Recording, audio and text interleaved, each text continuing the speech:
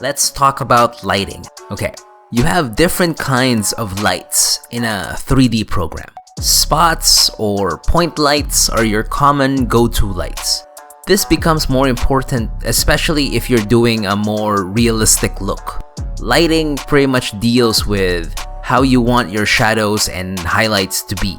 You can soften or harden your shadows in the properties, as well as deal with the intensity of your lights. But remember, everything is an illusion. You can have multiple lights hovering in midair, or even without an actual light source object. Sometimes you don't even need a light at all. What's always important is how well the visual comes out for your video, not how closer to reality your lights and shadows are.